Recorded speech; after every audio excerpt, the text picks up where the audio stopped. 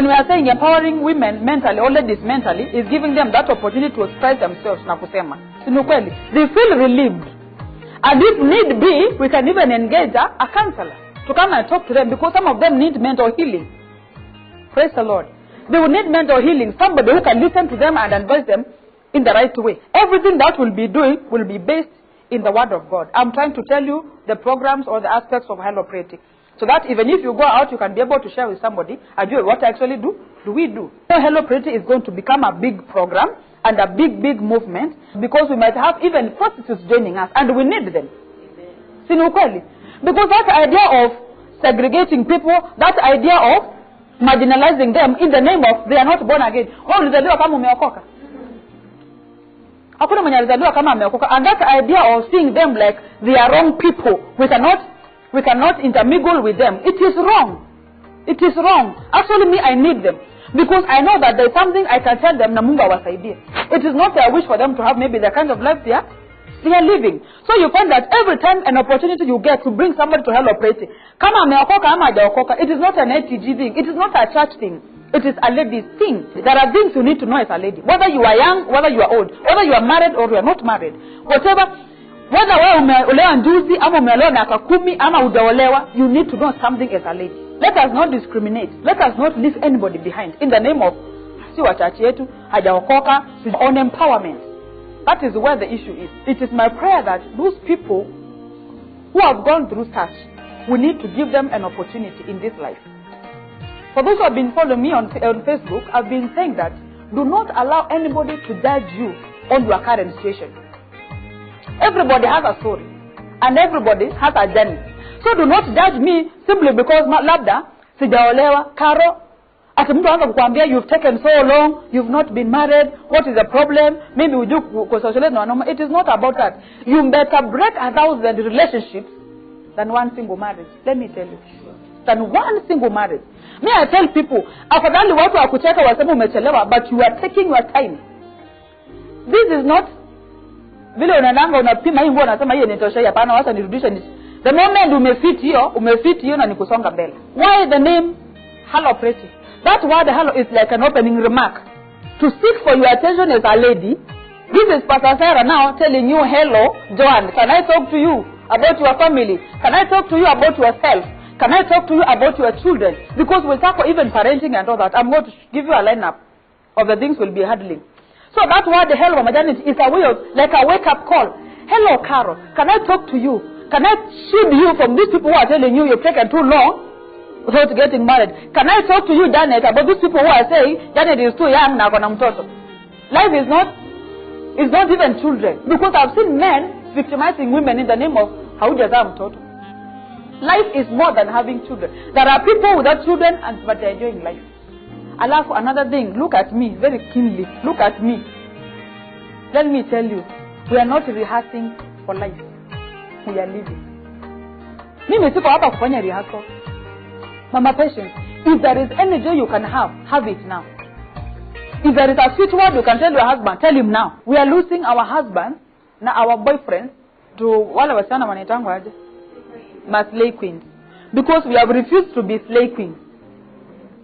We have refused in the name of I'm born again, I'll be wearing kaburia. Kaburia, you know what is kaburia? Kaburia? Your husband wants to see your legs, but you are there kaburia. I'm not saying you put on short clothes. Please take me and get me right.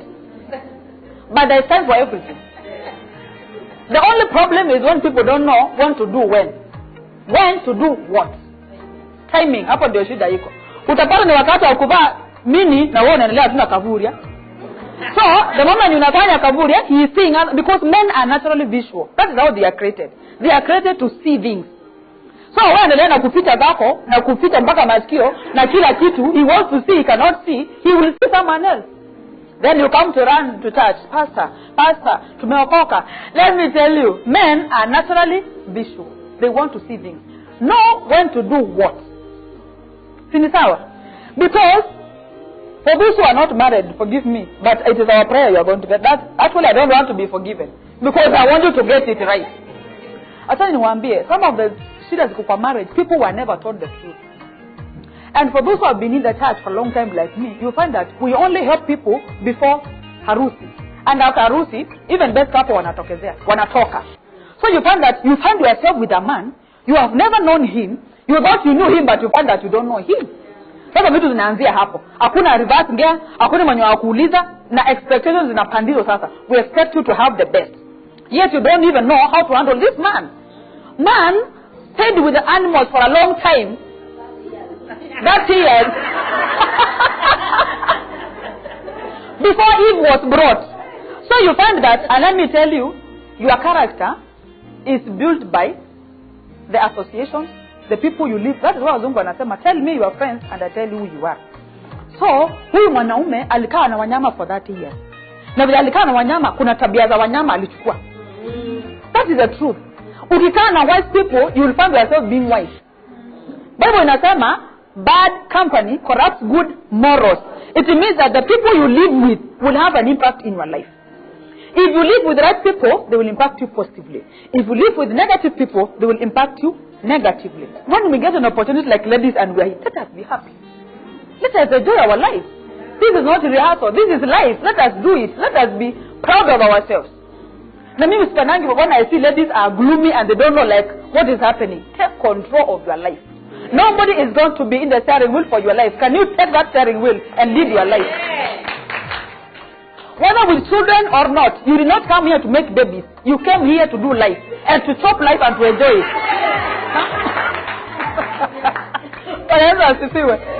Those people who judge you in the name of, like Sister Agnes, I like giving her an example because she's mature. Alipata mtoto kabla hajaokoka. She's in the church. And people should be there maybe judging. Alitoa mtoto happy na hajaokoka. Why not? Why not? Kwani hiyo ni kitu mbaya kupata mtoto kama hujaolewa na hapo ameokoka, ulikuwa unataka afanye nini? You came here for your own race. Not competing with anybody. There was a guy from TZ. Alienda Mexico for a race competition ile ya kukimbia. And then while he was there, watu wakakimbia, then towards the end of the race akajikwaa akaumia. So like 4 hours later ndio akaamka. Na alipoamka akaendelea na safari tu. Na watu wengine washamaliza. So the media people like the Madengers were there capturing. So now where are you running and the race? The race is over. What is the problem or where? What is it? Then akamwambia, my country paid for me to come here. Not to win the race, but to accomplish the race. So I did not come here to compete with you, Mama Janet, and then I came here to do my own race. So let me do my race. If your race that you came to do here is to help somebody, can you help that person? So don't let at your husband buckle kwa atakwambia unajua umeiva, sasa ende ufanye hivi, ati unajua nini. He will never tell you, wake up and do it yourself. At you are waiting, ile siku nitaona tu my husband amenipatia pesa ama amenifanya nini. Can you wake up and go look for money for mwenyewe? That is why you are normal, you are mature na uko na mikono yako. Ile siku za kukaa nyumbani atinangojea nifanyiwe kitu, hizo siku zilishanga. Women should wake up to take up their position. Nothing will be brought on silver platter at hivi. Hata mwenye nasiako kwa news, now then women need to be, not only 2/3 whatever, gender rule. Itoke wapi? Do you think men can kubali kweli? Hawezi. I want when he is coming in the evening, akisema ya kwamba nimepata 200, mwambie nimepata 300. And that is why you find that women who are of that level cannot be molested by their husbands. Lakini wakati mtu anakupatia maji ya kunywa, earring nikitaka kununua lazima nili, he will do to me whatever he wants. But the moment he comes in the evening, he finds that akileta 100 analeta 100 ama 200. I'll challenge him. And this life, nobody wants a burden. Asset. I mean, inaitwaje, liability. Nobody. Everybody wants an asset. Somebody who is going to help me in my issues. I'm not saying that women should conquer men. I'm saying women to conquer themselves. Because wasoja wanasemanga jishinde ushinde. Sijui kama boy child anatakiwa afundishwe na nani ama boy child tutamsaidia namna gani, because boy child ako na shida sana. Boy child ako na shida. Unafikiria mnaenda hivi unapata yako hivi. And because he is ahead, it was a message you find that you cannot challenge him. But me, like the way I run my family and the way we run our family, mimi kuna siku unatamanga leo hakuna kulala mpaka tujue shida iko wapi. Let me tell you, dealing with men, When I'm saying that, don't msifikiria mko left out. Because even in relationships, hakuna relationship utaendanga hivi smooth sweet. Has it ever happened? Never. Before even that marriage comes, even in relationship, kuna time inafikanga mnakosana. For me, what I do, mimi nasemanga, let us settle this thing. Tujue mimi nilikukosea wapi, uniambie. If I'm wrong, I will apologize. Na mimi na wewe penye umenikosea, if you are wrong, are you going to apologize? Atuanze to agree hapo. Sawa basi. That is now conversation. Then after that sasa tunakuja tunasema now let us pray. Tukimaliza kabisa eventually after we have agreed na tumesettle tunaomba. Then we go to the bedroom. Bedroom is a place of resting. Bedroom should be like the altar where you go and do your worship. Na worship madhabahu haitakangi uchafu. Otherwise hiyo maombi yenu na unajua hata nikwambia kama kuna kitu powerful ni hiyo worship ya hapo. It answers 90% of problems. Maombi mingi najibu wangu hapo. Utapata mtu mwingine amekosana na husband lakini kwa sababu wameagree na wameenda kufanya hiyo worship, hiyo it is settled. Then somebody else who is praying and fasting lakini hawajagree na husband. Accepting yourself, self-esteem, accepting the way umeumbwa. Kama hauna supporting documents, accept yourself the way you are. If you are black, accept yourself as black. Because God loves you the way you are and your husband loved you the way you are. Si ni kweli? Mambo nakwenda kujibleach, mambo nakwenda kufanya nini kwanza huku Nairobi. On Saturday tulikuwa tunakuja huku kwa harusi ya my brother, nikaona mwingine, sijui alijipaka vibaya ama aje. Kwa moja iko huku, na nyingine iko huko tu. Sasa hata wewe unashangaa seriously. And maybe there's a man sitting here, you are very beautiful. But ale amwambie ukweli shwali. Yani unaona mtu anakaa kitu very funny. And all those chemicals, in the name of do you attract a man? Let me tell you, do not be the woman a man needs. Be that woman a man is dying for. Actually, yeye mwenyewe hapo ndiye anakuhitaji, si wewe unamhitaji. Do not be the woman who needs a man. Be the woman a man needs. Iwe yeye mwenyewe ndiye anasema I just wish I can get that lady because of her values, because of her the value I'm going to add in his life. But when you become a woman who wants everybody or any who is lost, let me tell you, hakuna vitu zuri zinakuanga tu kwa service. Ni lazima uchimbe huko ndani. So, wasichana wenye mko hapa, if you become too available, even before the man says, can I take you usha kuwa available? Yes, I will be there. Hapa jamani statement, umesha complete, yes, I will be there. He will take you for granted because anakuona wewe hauna agenda, you don't know why you came. Si ni kweli? So now, private victory, accepting yourself and forgive. Kuna kitu very important I want to talk here, inaitwa self-forgiveness. Very important. Self-forgiveness. In this life, we are not angels. We do make mistakes in life. Some of the mistakes we make, they leave us with scars, permanent scars, which can never be deleted. Maybe you met a man, you thought he was a good person, but in one way or another, something happened, and he happened not to be how you thought. Maybe hata alikuacha na mtoto, si ni kweli. Wengine hata, they were molested, na wako. You find that, umejitolea kwa mwanaume, lakini yeye hajajitolea kwako. So now, after now, whatever has happened, you need to forgive yourself and start afresh. Because as I said, you cannot live in the past. You must live in the present. If it happened, it happened. But before you forgive, you are forgiven by people. You need first to forgive yourself. But then those are very serious issues I'm talking about. Nimeona watu hata mtu ako kanisani, ameokoka, mlishamsamehe lakini yeye hajajisamehe. So every time akienda kanisani hata kuomba anasemanga tu God, you know I was a prostitute, you know. So what? God forgave you, he even forgot. Hata sisi tulishakusamehe na tumesahau. Wewe mwenyewe ndio unakana na guilt yako. Even when a man comes approaching you, unaanza kumwambia, you know, I had a very bad experience with a certain man, nini, so I don't feel like, I cannot trust any other man. I cannot trust any man. Unaendelea na kujifungia your own destiny in the name of the past. Kama imeshatendeka, can you move on with life? Si ni kweli? So now, everyone, man comes, you keep on saying, ule jamaa mwingine ulikuwa na yeye alinitesa, sijui akanifanya nini, kukaenda hivi. So what I feel, I cannot trust any man. Can you divorce that past and marry the future? And the present, because there is no way you can live in the past. Sasa ukikaa hapo mambo ya kusema, example kama Dorcas is a doctor or she's a whatever CEO clinical officer, and Dorcas ameolewa majuzi, mnajua story yake, na Dorcas alikuwa na mtoto. Sasa kama husband anakuja anaanza kumwambia, you know, I was once married, sijui kukaenda, I'm giving them as an example because I know they are mature, it is not anything to them. Na hata ile sikutai uona kwamba kuna kitu uwezi ukasema hujue there is a problem, you are still there. The people who are not there are free. They share it because the moment umesema inakutoka.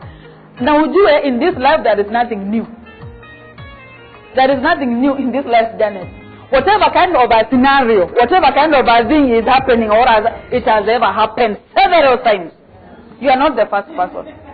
So those people who kill themselves in the name of ile kitu mzee wangu amenifanya haijaionekana, tumeshaona mingi, will wake up in the morning, dress very well, be very smart, apply makeup. Kwanza wa Nairobi unajua nyinyi ndio mnajua, sisi hatujajua sana. You know those people who come and I just wish ningepata leo by the way. Wanakuja wanakufanya makeup, you just look very good. The moment umetokeleza mtu anasema yes, that is a person. But let me tell you, huyo mtu anashangaa usiku ukifika ataenda wapi? Because kwa nyumba what is happening there? But I like women because they are strong. You can imagine, despite all that, she will just look elegant, she will look like presentable, because she has known that her strength comes from the Lord. It is not about what is happening around. Men, you know, as like women, we do more tasks, and our minds. Men, the way their minds are structured, they move. Their minds are made in boxes. They move from one box to another. Have you ever seen? You are talking to your husband, maybe anasoma gazeti na hata asikii. Have you seen that? Unajaribu kumwambia something very important, or even my boyfriend, kitu very important, lakini hata hashughuliki. He is watching TV. Do you know why? He is moving from one box to another. That is how their minds are. So he must first finish with TV or gazeti, atoke hapo ndio akuje sasa, what were you saying? Am I talking real things? Do you experience that? Those who are married and those who are not married, I know you have boyfriend. Kuwa na boyfriend is not a problem so long as uko katika age ya kuwa na boyfriend. Sini sawa? Because when I talk about boyfriend, I mean hata sisi tulianzanga like a boyfriend. Sisi tuliamka hivi ukajipata umeolewa. It started somewhere, of course. And that starting somewhere is when it's like a boy-girl relationship. That is what is called a boyfriend. Huko wote ndio tunachukulianga vibe because we also have other things attached to it. But ladies, our minds are in the twins. Sasa ndio agula na zatoa misolonga ni. Tuko wadogo zile za huko nursery or whatever.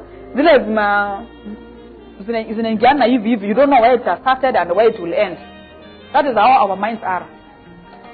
Communication for ladies, that one I'm not very sure, but I always hear that in a day ladies have around 3 or 4,000 words that we should speak in one day.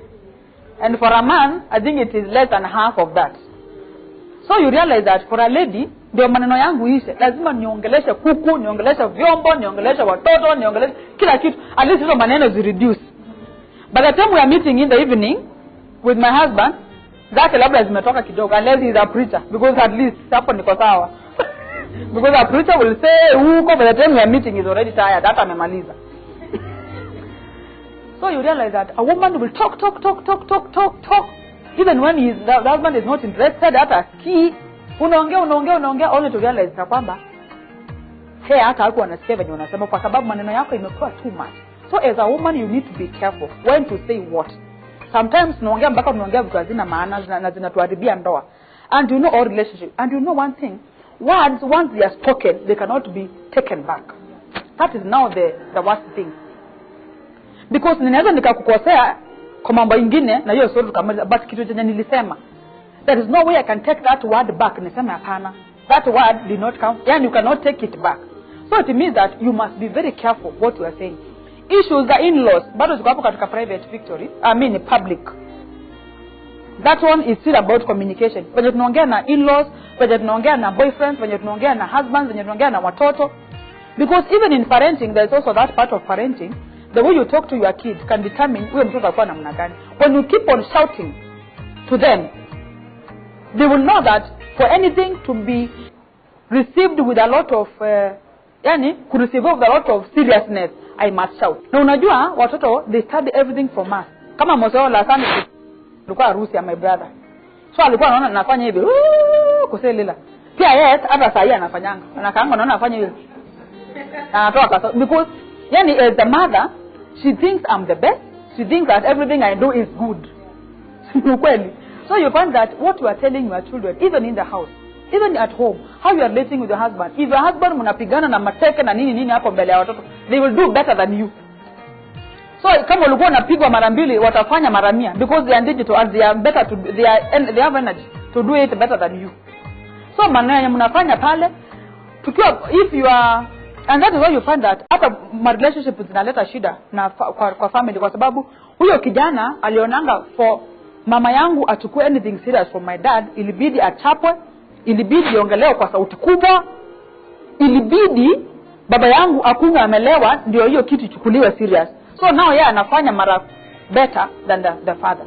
Unapata kwamba the families ziko na shida kwa sababu ya issue ya communication. Na sana communication, if you're not careful, what ladies hapo ndio tuna contribute sana. Ladies hapo ndio tuna contribute. Time management. Na hapo watu niongea pamoja na mambo ya kuweka simu hapo. Actually most of the things zenye nimetumwa hapa na wazee na wanaume is about simu. Hiyo ndio nimetumiwa. Kuna mwingine amenitumia hapa, nimecheka sana, nikasoma kwa gari. Mwenye anasema issues to do with Messenger, Facebook, social media generally. Na kitu kingine kutochukua simu. Men, I'm not saying husbands, I'm saying men. Men are complaining that ladies hatuchukuangi simu the right time. Mtu anakupigia simu na ujui kwa shida gani. Simu kwenye umeiweka ni kama kwenye nawekanga. Simu inapigwa haupatikani. And according to them it hurts them more because anasema maybe his life is in danger or he is somewhere, anataka tu msaada wako. Ama anataka kuambia kitu very important lakini wewe haupatikani. So they are complaining about that. Na mimi nimejaribu kutetea lakini pia naona ni kama hiyo point yangu haisaidii sana. Because mimi najaribu kuambia as we move from one place to another, maybe you are calling me, simu nimeacha kitchen, niko bedroom. Anasema hapana. Simu tunaweka silent mode na we are not available. So tafadhali wenye mko hapa na wenye mtakuja baadaye, let us take note of that. Weka simu karibu. Maybe mahali hapo. Na I don't know what happened. Aliniambia alisikia kitu imemdunga, akaanguka kwa barabara. The first person to call was me. Thank God nilichukua. Na nikapiga simu, nikamsaidia, akasaidika. So now, and something can happen iwe, you are the only person mwenye unaweza msaidia. Na wewe simpa umeweka bali in the name of nilikuwa nimepea watoto walikuwa wanacheza, sijui kawekwa silent, sijui kukaenda. Those are excuses. Can we be responsible women on matters phone? Si ni sawa? Kupika. Then naanza maneno sasa. That is what happens. Men, you know, as like women, we do more tasks and our minds. I could have drawn for you. Men, the way their minds are structured, they move. Their minds are made in boxes. They move from one box to another. Have you ever seen? You are talking to your husband, maybe anasoma gazeti, na hata asikii. Have you seen that? Unajaribu kumwambia something very important, or even my boyfriend, kitu very important, lakini hata hashughuliki. He is watching TV. Na unaongea story mingi, kwani ucomment kama unamwambia, mbona unaona kile leo mno? Mbona usemi chochote? Ulikuwa unasema nini? Seriously. So you've said so many important points, you thought angezikapta. Una realize hata hakuwa anasikia. Do you know why? He is moving from one box to another. That is how their minds are. So he must first finish with TV or gazeti. Atoke hapo ndio akuja sasa, what were you saying? Am I talking real thing? Do you experience that? Those who are married and those who are not married, I know you have boyfriends. Do you? Same. Kuwa na boyfriend is not a problem so long as uko katika age ya kuwa na boyfriend. Sini sawa? Because when I talk of a boyfriend, I mean hata sisi tulianzanga like a boyfriend. Sini ukweli? Because sio tuliamka tu hivi ukajipata umeolewa. It started somewhere, of course. And that starting somewhere is when it's like a boy-girl relationship. That is what is called a boyfriend. Huko wote ndio tunachukulianga guy because we also have other things attached to it. Sini ukweli? But if you want to study it well, with a very open mind, you realize that even greater marriages, all of them start there. So, I was saying that men move from one box to another. But ladies, Our minds are intertwined. Pesa ndio akula na zetu amesolonga ni. Tuko wadogo zile za huko nursery or whatever. Zile zinaingiana hivi, you don't know where it has started and where it will end. That is how our minds are, those ones of ladies. That is why you find that even if I'm here, I know where my husband is. I know what is being cooked at home, lunch. Na niko hapa. Na nikiwa hapa wenye wanapotea wananipigia na wa direct tuko wapi? And I'm still connecting with you. I must connect na nyinyi. We don't know. See, we are connecting because of that ability to multitask. Because hiyo kitu kutengenezwa hivyo, it means that ladies are able to multitask. We are talking to him about a certain point, lakini yeye haioni kwa sababu hata asikizi.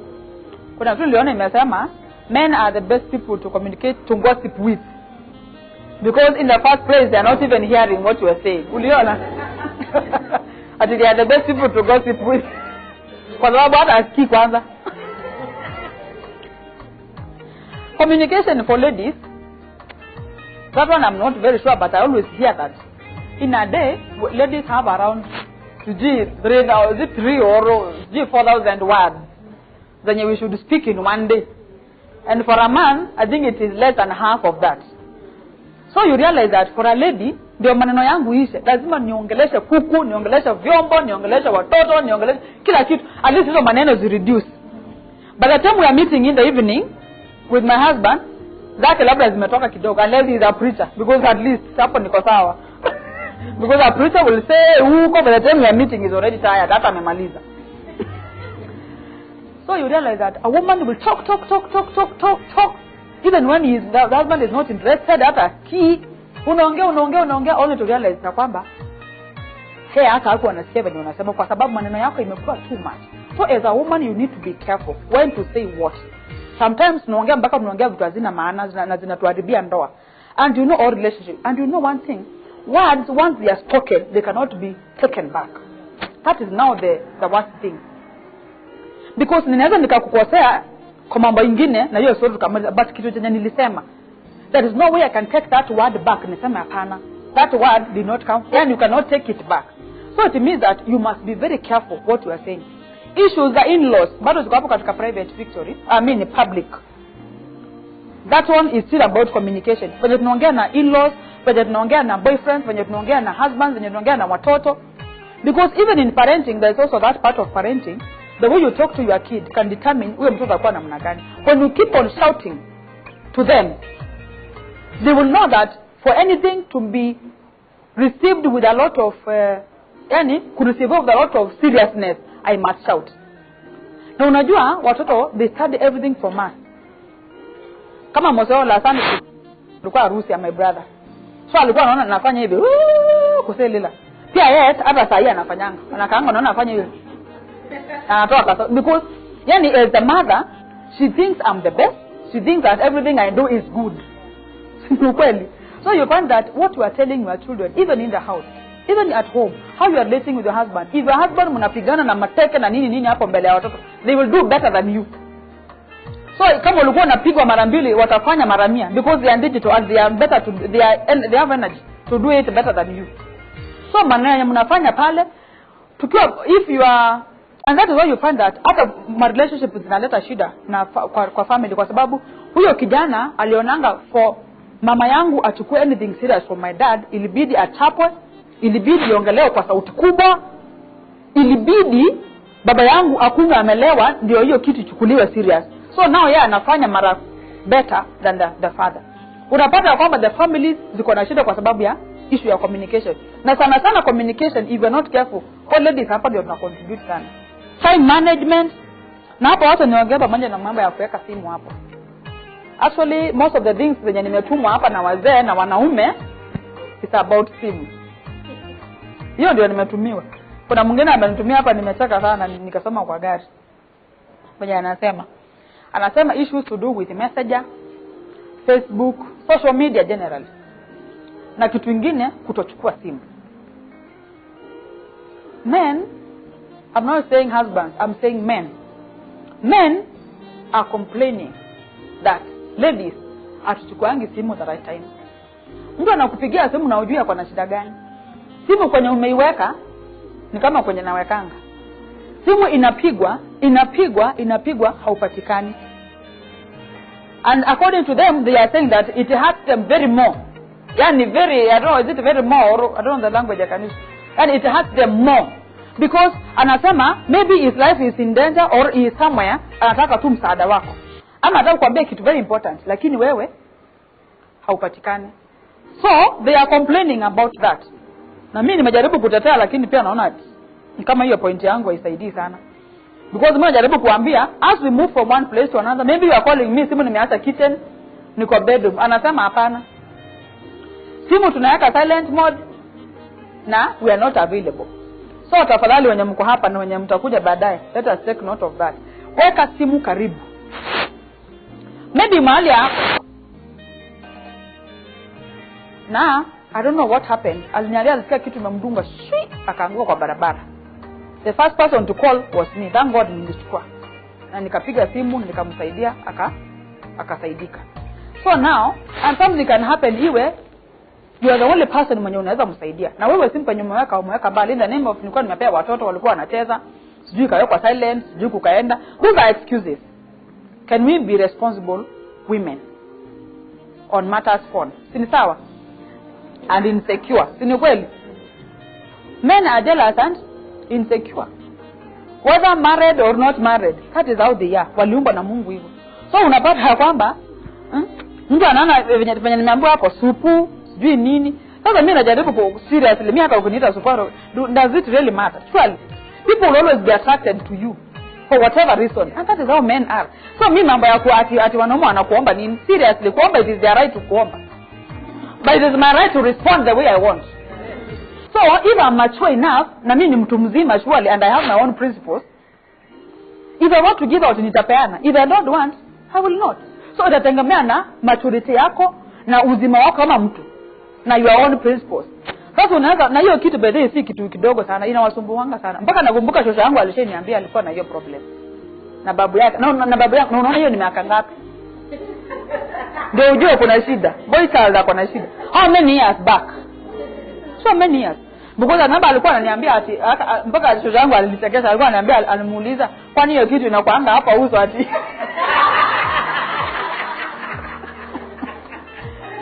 So the issue is not kuomba, the issue is response. So if you want to solve that issue with your husband or with your boyfriend, go let him know you. Let him know that you are principled, not because of him, but because of God first, and because of the way you respect yourself as a woman. Yeah. So it is not even about him, because if it is about him, when he is away, you will do it. Yeah. But if yani yeye mwenyewe ajue ya kwamba I don't do these things not because I cannot, but I don't do them because I respect myself and I am a principled person. Kama ulinichukua katika wanaume wengi sana na already umesha, yani what do you think now? Well, see they do happen anyway. Things do happen. But let him know you are a principled person such that hata kuwa na hiyo uoga. Na hiyo ingine mambo ya message pia. Tafadhali uwe ni mtu amenituma na lazima nifikishe hiyo ujumbe. Mambo na message. Mko kwa nyumba na your husband or your boyfriend na wewe ni kuongea tu na simu na watu wengine. Like tililili ndio hiyo umekimbia bathroom nini. If you should be as free such that your husband anaweza chukua simu yako akapiga nayo, kwani unaficha nini? Kwa maana ni communication. Keep it very open. Yeah. Let me tell you, ukitaka kujibu hizo mashida mingi sana, keep it open. Whatever you do, say it. It will solve you. Itasolve shida mingi sana. Kwa sababu by the time anasikia nasema, unajua hata swali kama ni 1,000 hata yeye nitamwambia. So by the time anaona message, hii ni leo tumesoso, hana shida. Lakini the moment umenyamaza akuja kuiona ata interpret differently. Atajiuliza kama ni hii moja tu nimeona na zenye ametumanga na sijaona ni ngapi? So atasema it is only this one yenye nimeona, zenye sijaona ni mingi sana zenye anamtumianga. You see? So the best thing, keep it open hapo. The thing lazima tujue, how can you know this man is just wasting my time? For those who are not married. Because I've seen people, mtu anakuja mnakaa na yeye for 5 years na aje kupropose akuoe. Unajua lazima ujiulize before utoke safari, lazima ujiulize hii safari tunaenda wapi? How can you yani unawezaje kukaa kwa mtu na mtu 500 na 5 na aje kukuambia what is the intention? Unajua mimi nikitoka mingi I was coming to Nairobi. It is like umeanza safari na hujui unaenda wapi.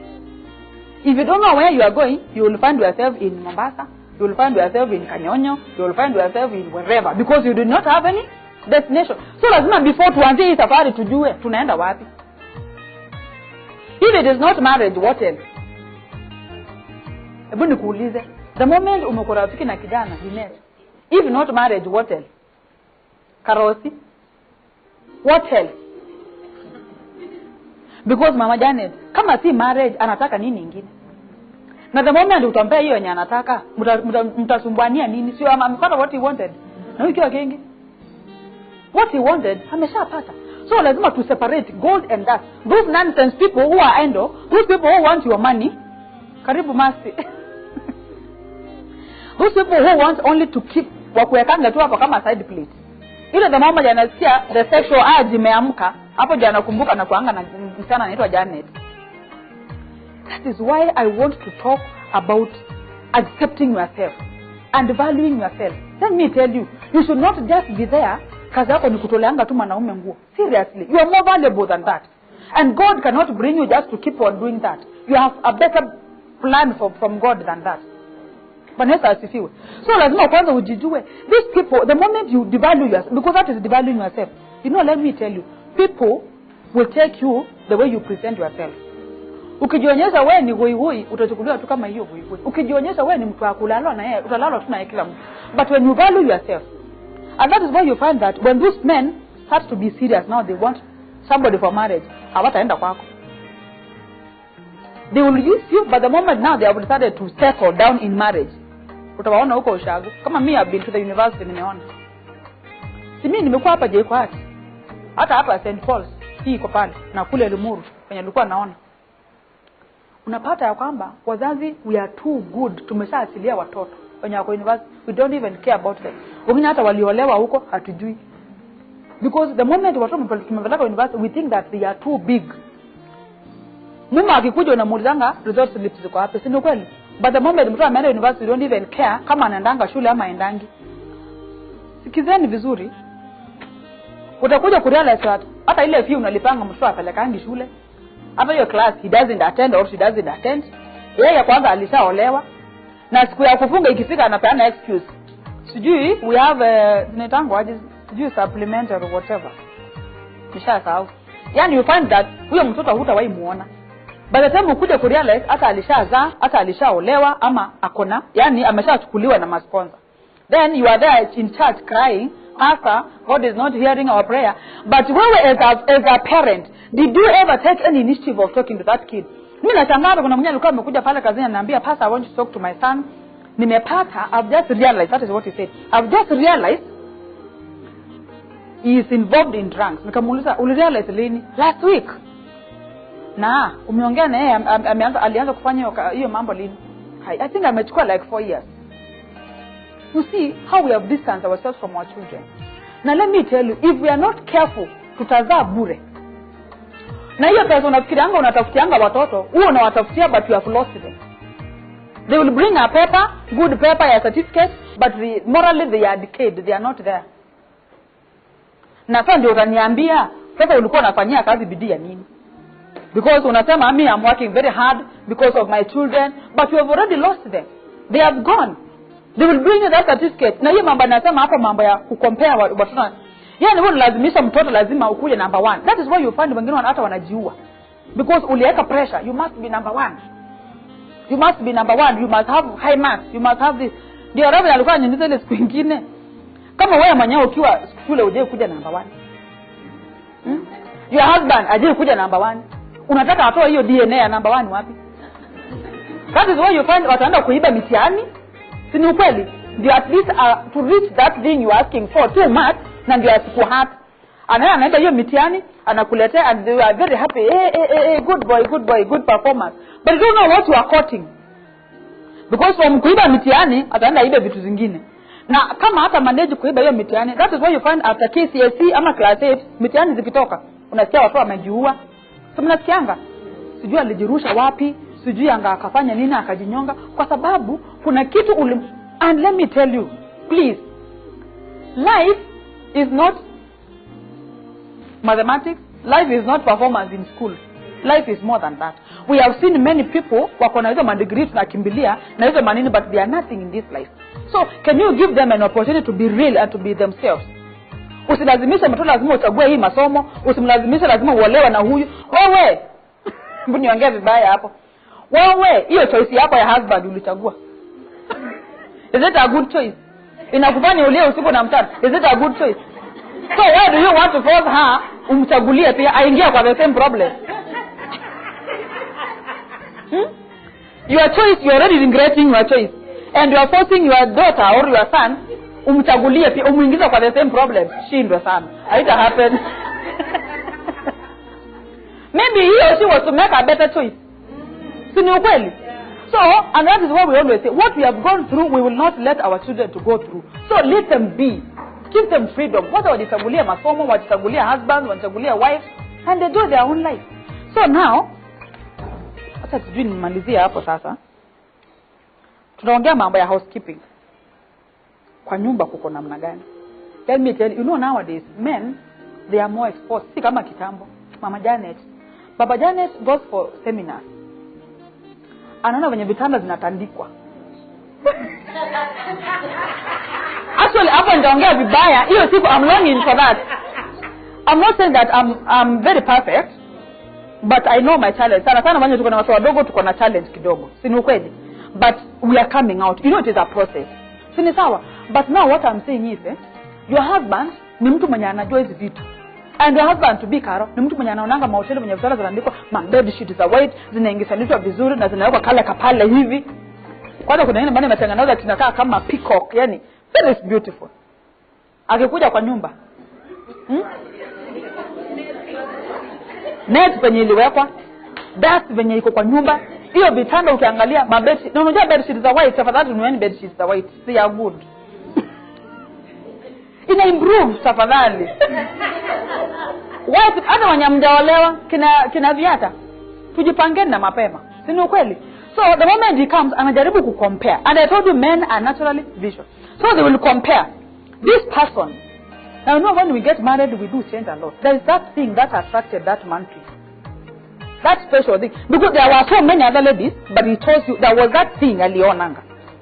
But the moment tumeolewa tunajiachilia. Si ni ukweli? Unapata mtu anakaa ni kama ametoka kulima na anaenda mahali. Wakati wa kulala anajifunga hivi mpaka nywele kila mahali huku, my stocking, tengenge ni ng'ombe, ma t-shirt na ndio anaenda kulala. Yani mavitu hata kuoga ni shida, majasho na venye kuna jasho sasa hivi. Tafadhali maskini. Sasa anaanza kujiuliza by the time I handle all these clothes. I handle all these clothes. Why should I waste my time seriously? Housekeeping is very important. Ni kitu inaonekana na kila mtu. Nobody wants a dirty plate. Nobody. Hata wewe mwenyewe hautaki. Wenye tuko na watoto wadogo, mapamba penye uliachilia ziko na pupu.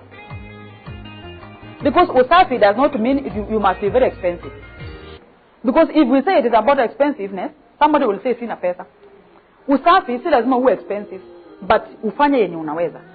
Siku hizi hata nguo za mtumba ziko lakini good. Hata wewe mwenyewe venye una dress, hata venye una dress watoto wako. Surely anatakikana wakati anatoka nje pia yeye anaona surely even when somebody is saying these are my children anaona yes. Wamevaa vizuri. Na kuvaa vizuri si lazima expensive. Can you match? Na siku hizi watu wamejua kumatch. Watu wamejua hata kumatch. Si ni ukweli? So at least wangarishe wakao kama presentable. Nobody wants. Sasa namwambia maenda huko nje anakiona wale watu wengine. I met my wife and you know men like to be proud with their ladies. Si ni ukweli? So, the moment anatoka zipo hata yeye anaibika kusema this is my wife, anaanza kusema this is her. No, you don't know who is her. This is her. Ama unaona uko kule na yeye hataki muendanisha, anataka wewe uendange, wewe ukiwa nyuma, alafu wewe unaanza kufuata. Mimi the moment tutokana na reverend tukaenda hivi na mwambianga tuende pamoja. Na mwambianga tutembee sambamba. Sasa nionekane is like I'm following you, but then anajua. Akiteremka stairs, unajua nyumba yangu stairs. Akifika hapo lazima asimame aningojee. Because I told him I don't want to look like tunakuwa hata kama tumekosana tuende pamoja. Because already we are overcoming so many demons along the way. Si ni ukweli? Actually tamwambia tushikane mkono because already tumeshinda demons. The moment tumeshikana hivi, ule mtu alikuwa na bad idea about anything, hiyo imeisha automatically. So, that's na when you work out that marriage, you are the one to work it out mpaka hivyo, mpaka izoee. So, usifike hiyo miaka ya kusema ati mama jana tumezeeka. Hakuna kuzeeka. Wewe you remain to be the wife of his youth and nobody else. So the moment anataka ile mambo, you should be very active as a small girl, because that is why you are the youth. You are the wife of his youth. Afadhali tuachane kusukuma wazee kutoka kwa nyumba because of our carelessness. Na kwa sababu ya laziness. Mzee anatoka nje anaenda kwa hoteli, anaona how food is presented, how food is cooked. Anajaribu kucompare kule kwake chenye aliona. Unapata afadhali tu achelewange kwa hoteli, anakudanganya, I'm very busy in the office, I'm doing this, but he is busy at least occupying himself. At least ndio akifika nyumba ni chafu, chakula ndio hiyo nini. So you find that na uko pale kanisani, Pastor, God is not answering our prayers, sijui nini, our husband boy child anatusumbua. Me, that is why we always say with my husband, when a case is presented to us about family, we don't listen from one side. We must call the other person. Kwa sababu mwenye anasema amekosewa inaweza kuwa yeye ndiye amecontribute. And most of us ladies, especially those in the church, we are chasing our husbands away by the way we are doing our things. Especially matters kitchen, matters food, matters bedroom. Whatever you, and it doesn't matter how you started. So long as you are there, can you do what is expected of you? It is not about how I started, maybe that is all nonsense. Now that you are there, can you do what is expected of you? Na mambo ya kunyimana hapa.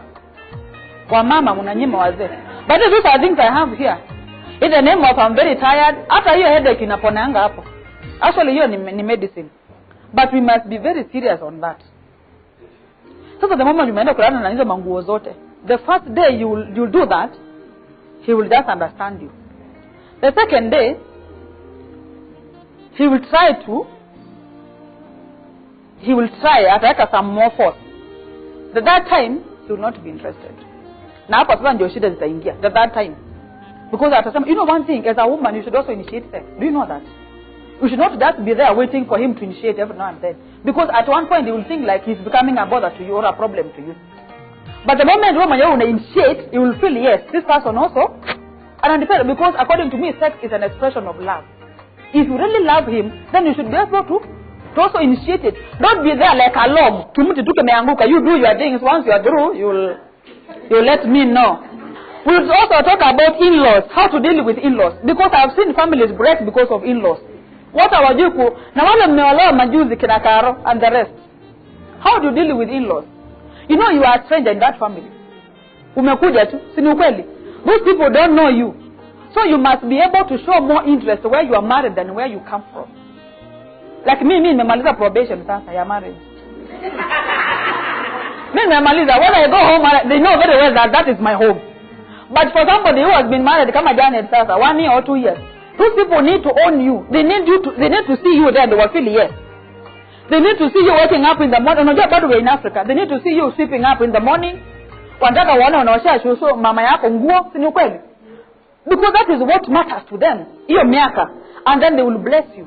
Could not have been solved if you had hidden some things. If you have a child, maybe ulizaa kando ya ndoa. Wale tuko hapa. Say yes to your husband. Let me tell you. Unaona issues kama hizi zinakuja za huduma namba. Si mnajua? Huduma namba is exposing everything.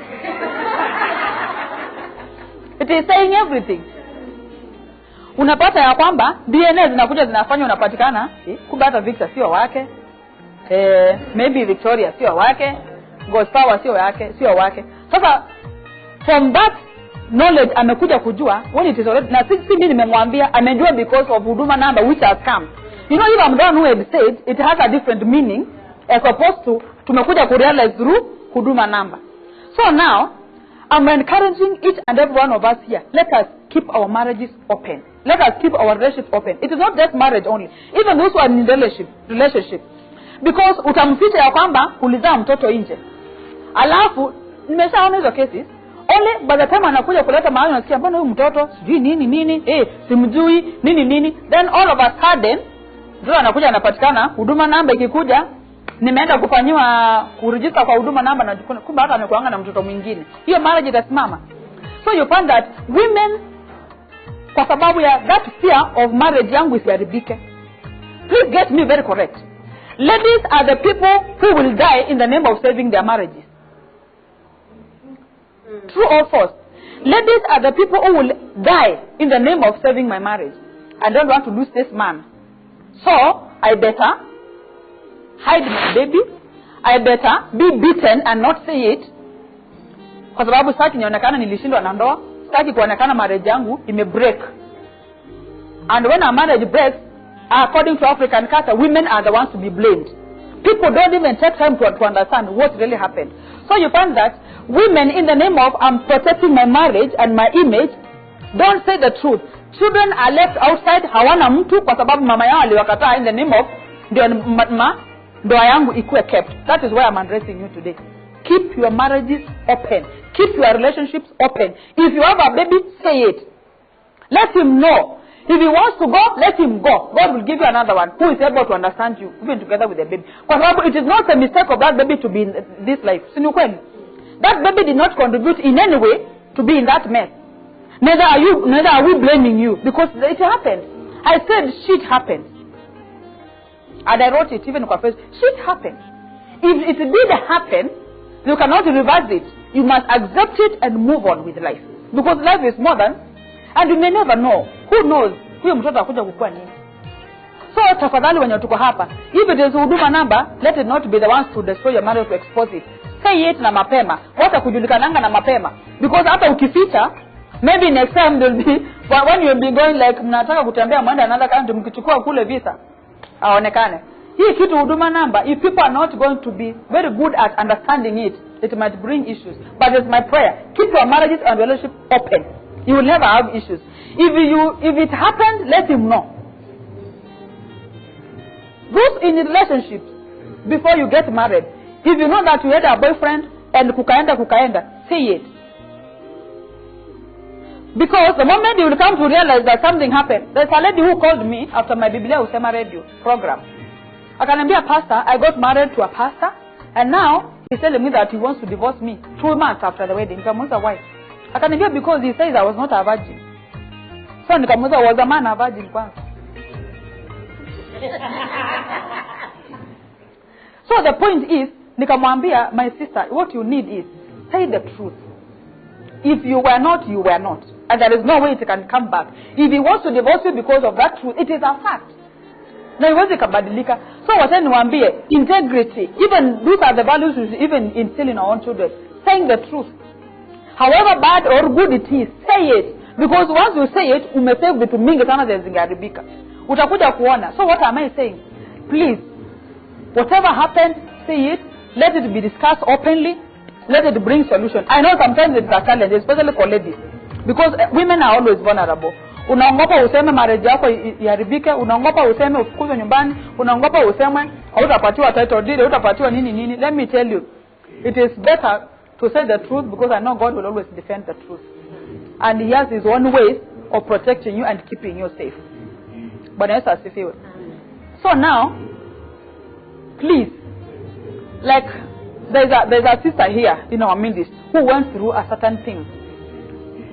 And for those from our area, you know the story. She was molested sexually. Akapata mtoto. Na huyo mtoto hata aongei. Ni bubu. Now actually she does not even know who is the father of that kid. And she's here. Now, such a person needs to be listened to first. Sini ukweli.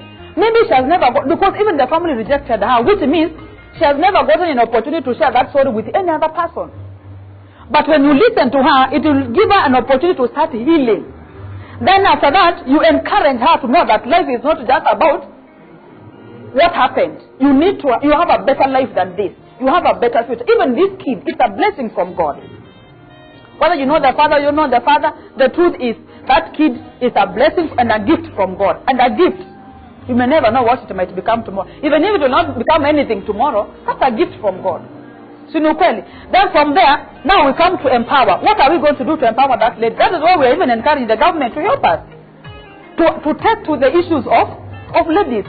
Wasitukulia tu blanketly pamoja na men that people are suffering. There are people who are specifically suffering more. Who are women and children. Because you cannot separate a lady from a child, but you can separate a father from the child. The father can refuse. That is why I was saying, me and my husband, akitoa hiyo pete sahi, you'll become a boy and he can marry another person he wants.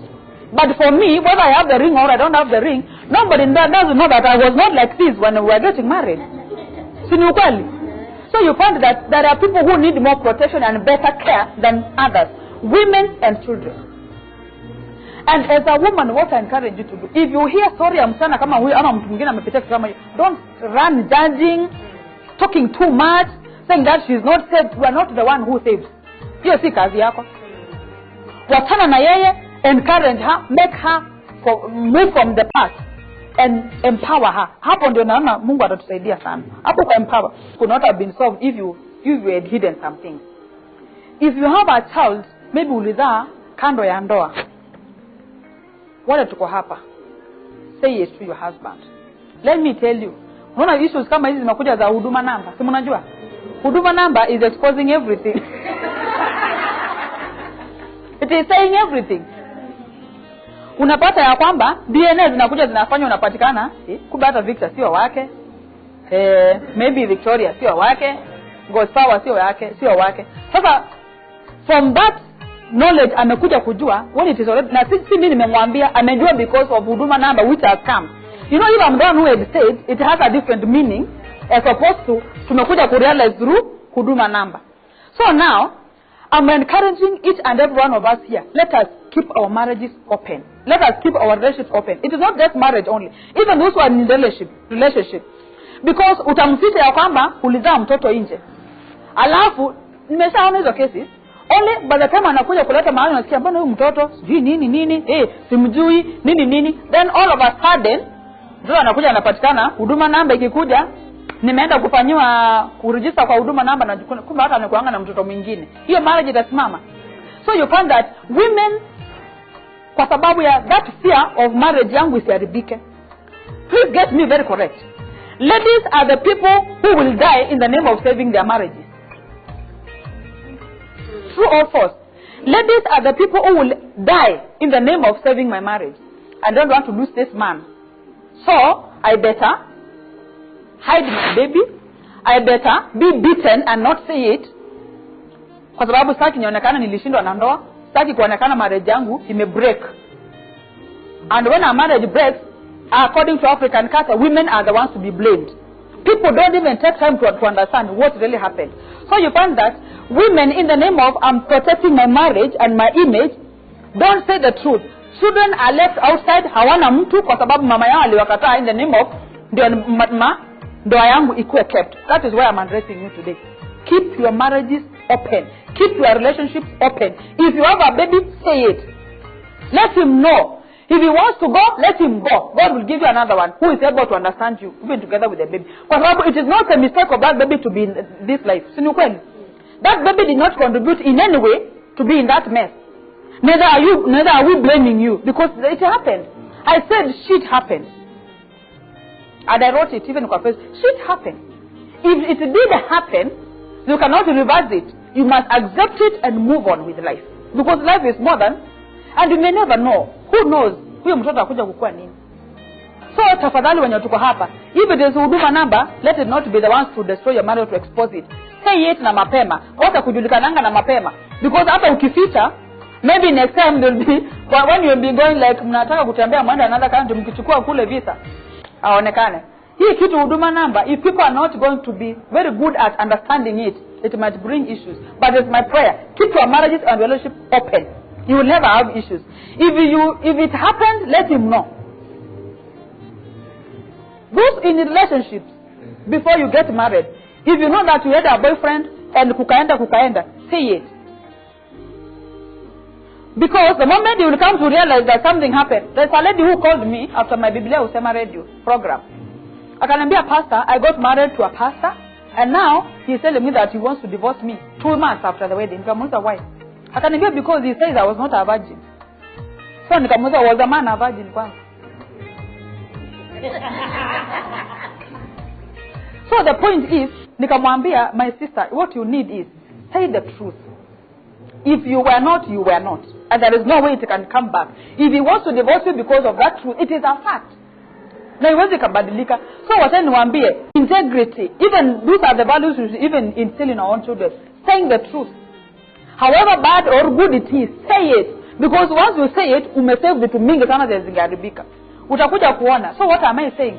Please, whatever happened, say it. Let it be discussed openly. Let it bring solution. I know sometimes it's a challenge, especially for ladies. Because women are always vulnerable. Unaongopa useme marriage yako iharibike, unaongopa useme ufukuzwe nyumbani, unaongopa useme hautapatiwa title deed, hautapatiwa nini. Let me tell you, it is better to say the truth, because I know God will always defend the truth. And he has his own ways of protecting you and keeping you safe. But yes, as if he was. So now, please, like there's a sister here in our midst who went through a certain thing. And for those from our area, you know the story. She was molested sexually. Akapata mtoto. Na huyo mtoto hata aongei. Ni bubu. Now actually she does not even know who is the father of that kid. And she's here.